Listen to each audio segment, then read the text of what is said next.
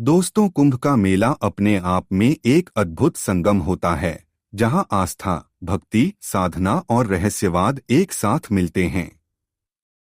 लाखों संत महात्मा, नागा साधु, अघोरी बाबा यहाँ हैं। इन्हीं के बीच दुनिया भर से विदेशी पर्यटक भी आते हैं, जो भारतीय आध्यात्म और योग के गूढ़ रहस्यों को जानने की जिज्ञासा रखते हैं। ऐसी ही एक जिज्ञासु विदेशी महिला थी एलिजाबेथ, जो भारत के इस विशाल धार्मिक मेले का हिस्सा बनने आई थी। एलिजाबेथ अमेरिका से थी और भारतीय संस्कृति में गहरी रुचि रखती थी। उसने योग और ध्यान की शिक्षा ली थी, लेकिन उसे हमेशा लगता था कि उसके अनुभव अधूरे हैं। जब उसने कुंभ मेले के बारे में सुना, तो वह भारत आ गई। कुंभ मेले में भटकते हुए उसकी नजर नागा साधुओं के एक अखाड़े पर पड़ी। वहां वे राख में लिपटे हुए धूनी रमाए बैठे थे। उनके पास पहुंचकर उसने विनम्रता से कहा, मैं ध्यान के गहरे अनुभव की खोज में हूं।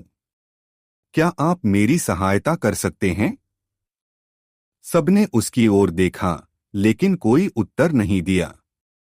फिर एक वृद्ध नागा साधु, जिनका नाम भैरवनाथ था, अपनी गहरी आंखों से उसकी ओर देखते हुए बोले, ध्यान एक यात्रा है जो केवल जिज्ञासा से पूरी नहीं होती है।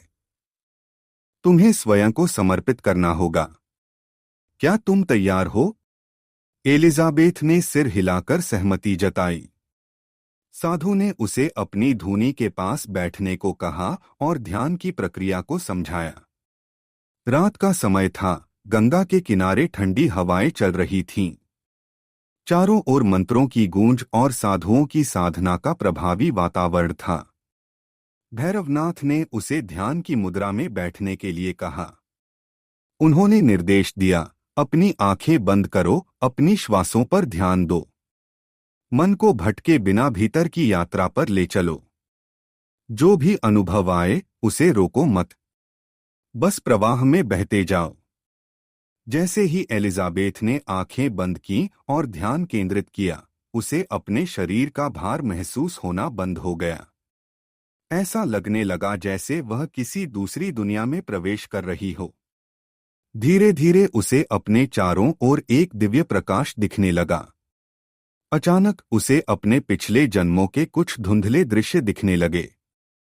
उसने देखा कि वह किसी प्राचीन भारतीय नगरी में थी, एक योगिनी के रूप में। वहां उसने भी गहरे ध्यान और साधना की थी। यह अनुभव इतना जीवंत था कि उसकी आंखों से आंसू बहने लगे। कई घंटे बीत चुके थे। जब एलिजाबेथ ने अपनी आंखें खोलीं, तो वह आश्चर्यचकित थी। उसकी आंखों में एक नई चमक थी, एक अजीब सा आनंद था। भैरवनाथ मुस्कुराए और बोले, अब तुम समझ गई हो कि ध्यान केवल एक क्रिया नहीं, बल्कि आत्मा की गहरी यात्रा है। जो कुछ तुमने देखा, वह तुम्हारे भीतर की स्मृतियां हैं। ध्यान तुम्हें तुम्हारे वास्तविक स्वरूप से जोड़ता है। एलिजाबेथ ने सिर झुकाकर कहा, मैं अब समझ गई हूं कि असली शांति बाहर नहीं, भीतर है। मैं इसे पूरे जीवन अपनाऊंगी।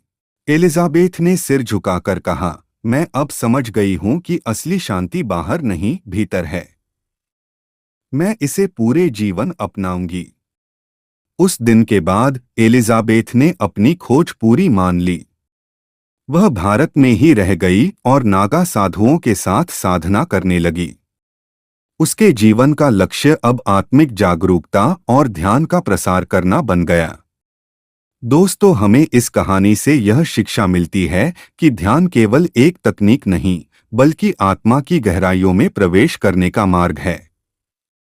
नागा साधुओं की साधना और उनके द्वारा दी गई शिक्षा हमें दिखाती है कि सच्ची शांति बाहरी दुनिया में नहीं, बल्कि हमारे भीतर छिपी होती है। जो व्यक्ति इसे समझ जाता है, उसका जीवन पूरी तरह बदल जाता है। तो दोस्तों, अगर आपको हमारी यह रहस्यमयी कहानी पसंद आई हो, तो कृपया वीडियो को लाइक और शेयर जरूर करें। और यदि आप चाहते हैं कि हम ऐसी ही और रहस्यमयी कहानियों पर वीडियो बनाएं, तो हमारे चैनल को सब्सक्राइब करें और नीचे कमेंट में बताएं कि आप किस जगह से हमारा वीडियो देख रहे हो। तो दोस्तों, मिलते हैं किसी और वीडियो में, तब तक के लिए जय हिंद, वंदे मातरम।